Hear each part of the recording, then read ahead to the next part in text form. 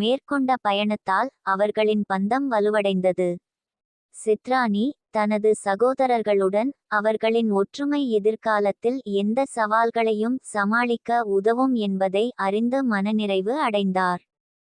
குடும்பத்தின் பயணம் அதிர்ச்சிகளும் எதிர்பாராத வெளிப்பாடுகளும் உணர்ச்சிகரமான பருவங்களாலும் நிரம்பியிருந்தது.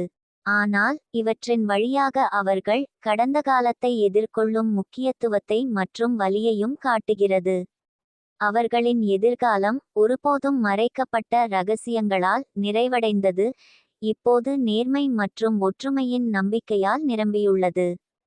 ஒரு மாலை அவர்கள் அனைவரும் சேர்ந்து அவர்களின் பயணத்தை பற்றி சிந்தித்துக் கொண்டிருந்தபோது விதாசமன் எல்லோருக்கும் உரையாற்றினார்.